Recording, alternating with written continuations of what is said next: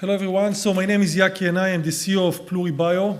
I'll keep it short and sweet, talking about how we're using sales in order to promote well-being, aging, and longevity.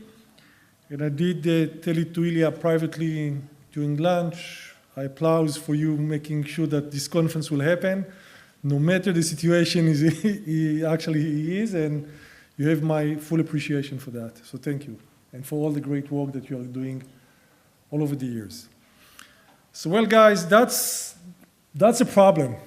That's the source of the problem that we are fighting today in our conference. Why are we dying?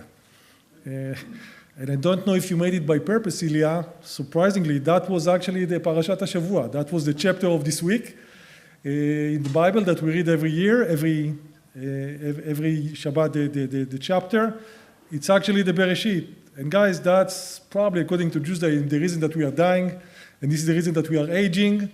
So that's the source. And everything that we are doing since then is to try to find solutions to what Eve or Chava was doing, eating from the fruit. And we are somehow trying to see how we can keep ourselves alive, even though this is how we started. But talking about Eve and women, we are the placenta guys. I love placentas. I'm amazed by cells.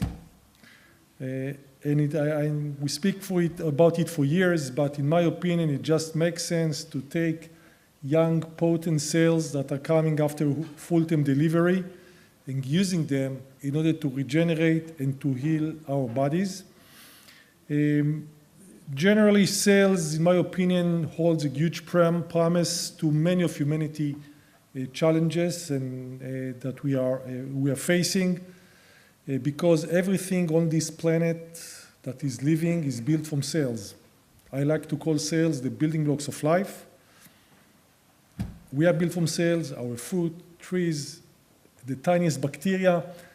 And my goal in life, and this is what my company is doing, is trying to create product out of cells. And for therapeutic, I believe in placenta. I believe it's quite an amazing organ, very interesting from immunological point of view. And we can use young, donated placenta in order to create therapeutics. In Pluri, we invested quite a lot in building and technology that can allow us to manufacture cells on scale. And we invested heavily, over $300 million. What allows us today to have this bioreactor system that we can expand cells in a dramatic manner. Today, we use it across different industries. But these systems are so effective that from a single placenta today we know to manufacture over 20,000 doses. So we can treat over 20,000 patients from a single placenta. We do work with several types of different cells that are deriving from placenta. And what we know that once we are administering these cells into the patient body, the cells starting to interact with the patient body. They are able to get signals from the body and to respond to it by secreting a variety of different proteins, cytokines, chemokines, exosomes, which eventually leads to regeneration and healing. The advantage of using cells, it's a living organism. And for me, it just makes sense to treat a body which is built from cells with cells. I always say placenta cells are native speakers. They understand the language of the body. So they can read the signals and respond to it. And this is what we are trying to do in all the medicine all over the years. And this is what Pluri is expert about. We worked for 15 years using one type of cells, the adherent stromal cells derived from placenta. We have several products. We use it quite successfully, treated hundreds of patients from ischemic condition, hematological deficiencies, muscle regeneration, and more and more and more. Today, we are also using a different type, which is a non-conventional T cell derived from placenta in an immunotherapy fashion in order to combat cancer. And I like the title of the presentation of, if you like to stay alive, make sure that you're not going to get cancer. It's true. But if you're getting cancer, so we need to treat it somehow. So we are all about placenta. It's about different cells and about using these cells for therapeutics. But that's a problem, that we use cells for therapeutics and not for well-fit, healthy human beings. And this is the big shift that all of us want to do at a certain point, how we can do prevention. And if we are, as human beings which are in good health, are eligible for cell therapy treatment in order to keep and to preserve our well-being, we are talking, for years, over a decade, I do try to understand the aging phenomena, and we all know it very well. Complex indication or complex conditions that are coming from different organs, from ischemia, muscle wasting, the age of our immune system, the fact that our cells get into a senescence mode, inflammation. It's a real complicated and comprehensive solution that we need to overcome of it. What is interesting, that if I'm going to slice and dice it per indication, today I have good clinical evidence that we can use these placenta cells to treat any of these conditions separately. Why separately? Because today, unfortunately, I'm treating patients.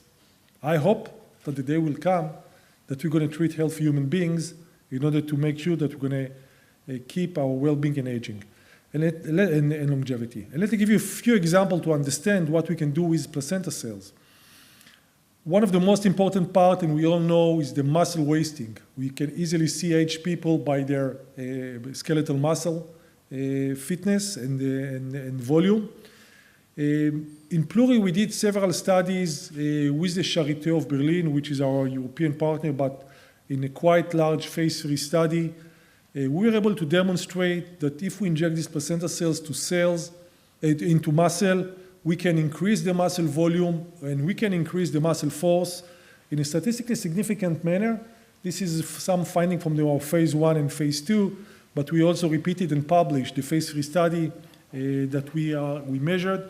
So once the cells are injected into the muscle, they interact, they secrete a lot of factors that allow the muscle a much better and faster regeneration, and we get a stronger and a larger muscle. Well, that's great for patients after hip fracture, but why not to use patients or healthy people that are just aging and from 25 losing the muscle mass? I think we should do it. Ischemia. We know that ischemic condition is a part of the aging. We see ischemia in the leg, in our hearts, in all our arteries and blood vessels. We have a good evidence that if we are treating patients with a severe ischemia, in this case, again, end-stage patient with a CLI patients that are in a risk of amputation, we are able to save the legs because our cells secrete factors that allow the body to start and to create additional or new blood vessel by doing angiogenesis, the natural angiogenesis that the body know how to do. So it's all about it. Our body know how to regenerate. We are losing it at a certain time, or it's slowing down at a certain point of time when we are aging, and I believe that it's as simple as that. Take young, fresh, potent cells, give them to aged human being, and you can see some interesting stuff going on. I guess most of you know about a lot of studies that was done on mice, seeing that if you take young blood, and inject it to elderly mice, you can see the outcome. So our cells, and we have a different type of cells that we are using for different disorders. Pluri always work in collaboration. This is a great collaboration that can give us also some indication for the hematological deficiency. We know that the age of the immune system is a critical part of how well we are aging. We have quite an interesting program today that we are doing with the Department of Defense and the NIH, using our cells to treat hematological deficiencies after exposure to very high level of nuclear radiation. And again, I'm treating patients. I want to treat healthy human beings, but we know that our cells can be very impactable over there.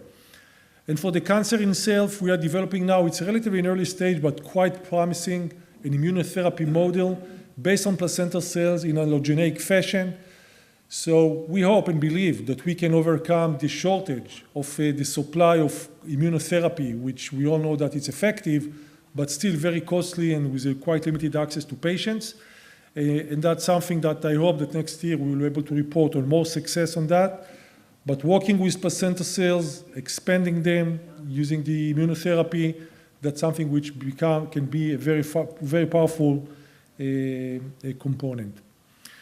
It's not relating to aging, but just to tell you what I have in my mind. I believe in sales. Sales are important for health, but they're important for many, many more different industries. And I urge any one of you that have a good idea to contact me, because in Pluri, we are actually building a collaborative network of companies. We are building different companies around us that we are spinning them out, always using the same platform that we have. And in the last 2 years, I did things that I never thought I'm going to do, like building a company with Nuva for cultivated meat, using our technology, which was for expansion of placenta sales, but now for meat. We are now partnering also around AgTech for several applications, always the same thing. If you have a great idea that you need the most amazing manufacturing technology of cells in the world, we are building a series of companies around us. And the company that I'm looking forward to see it very soon is around aging and longevity, that will devote all its energy towards building solutions for aging and longevity. It needs to be a separate one from the pharma because it's not treating patients. And I started with the Bible, and I will end with the Bible. One of the promises, or one thing that we know that we also read it this week, and I always say, the first man Adam, he lived to 930 years. So who knows? Maybe this is our biological potential. We need to do a lot of good work. I can say that I hope that next year, Ilya, we're going to see significant progress in aging all over the world. I think that all of us did an okay work, but we can do more than that. And this is where we should look for it. The first man Adam, 930 years. Here's the goal. Thank you.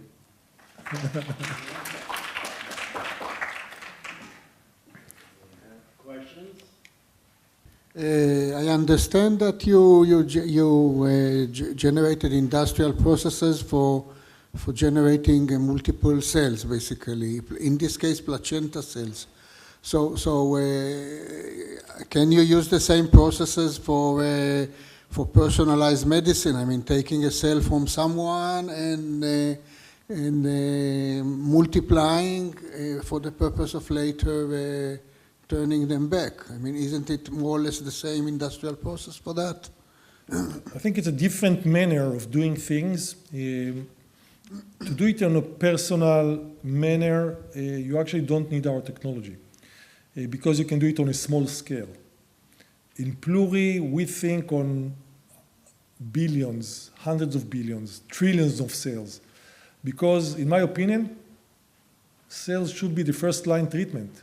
Before going to chemicals or antibodies or whatnot, try to use cells. They are safe, they are good, and they are potent. Can we expand different cells? Absolutely. From iPSCs to T cells to, of course, MSCs, placenta, bone marrow, fat, everything that look like cells, talk like cells, and walk like cells, we can do it. And also cell and cell extract, including exosomes, mitochondria, and more and more and more. It's a really strong platform that we can work on it. For personal treatment, it's overkill. We are looking on mass production. Hi, thank you. And I would like to ask, when you inject the cells, how many cells do you inject, and how long do they engraft in the body? Do they die? Do they disappear? And how do you think that they, for example, alleviate bone marrow injury when you inject them? Cells, and especially allogeneic cells, it's of course, we spent a lot of time to understand the mechanism and how long they stay. By being allogeneic, they do not engraft. So they stay for a while in the patient body. Our studies indicate that we see them 3 even to 6 months after injection, but the number is going down over time. The number of cells that we're using depend on the indication. What we did learn that on acute conditions, like hip fracture, for example, that we need a short-term regeneration, you don't need so many cells. We did a single administration of 150 million cells, and we got a very good outcome. On a chronic conditions, like ischemic leg, which is actually a full-blown systemic disease, we are doing a higher dose, a dose of 300 million cells, and we are doing repeat dosing because you need to continue to do the regeneration. The body is not in a great condition. So it depends on the indication itself to do it. In that extent, placenta cells are quite unique, and this is why I love placenta so much. It allows us, even though they are allogeneic, they have a very low immunological presence in the body because they're coming from pregnancy. And pregnancy is the only situation in nature that I know that you have two immune systems that coexist, the mother and the baby. And we know that the mother can be even a surrogate mother. She's going to carry someone else's child. So placenta cells are quite interesting from an immunological point of view. Very low HLA markers, which allow them to stay for long and not to create any of immune response of the body against them. Not immediate immune response, but they don't graft, they're not part of the body. I have a question about, do you really need cells, or you need what cells are actually producing, all the secretome, exosomes? Did you try without cells, like just, because sometimes cells can make problems in the body, right? Like if you want all the goodies from the cells, why not to do the same with molecules that can do the same thing? Yeah, it's a fair question. Secretome, and nowadays it's quite popular. Everybody talks about exosomes and secretome and more and more and more. We're doing it. And today we can use it. Well, I am maybe kind of a romantic guy, but my clinical evidence always tells me that if you're using the cell as a whole, you get a much better outcome. So it's not only about the secretome that now is in the cell itself. These guys are responding to the environment all the time. So if they are sensing, for example, an inflammatory environment, they will significantly elevate the anti-inflammatory secretion. And you're having like a pump that has a relatively long half-life time, and it's responding to the environment. And this is, in my opinion, the secret or the most important part of cells. I call them a drug with intelligence. Because of the ability to interact and communicate, on a secretome level, you lose it. You have what you have, and sometimes it's great because it prevents some of the complication of using cells, but you get partial part of the power of cells, in my opinion. Do they make problems sometimes, causing cancers or so on? Are any evidence on that? So as of today, we've treated, it would be fair to say, close to 1,000 patients all over the world with a very, very good safety profile. The one problem with cells that they never get toxic. So we're seeing in preclinical studies that we injected unbelievable amount of cells. Because they are biological material, at least these mesenchymal cells or adherent cells, they are very, very safe in nature. But you're losing potency if you inject too much. And it was part of the lecture before that we just said that we're using the same frame. Sometimes too much from a good thing, it's not good. You're losing part of the potency. This is what you see. You need to find the right dose to keep the efficacy, but on a safety, it's very safe cells. Thank you. Thank you.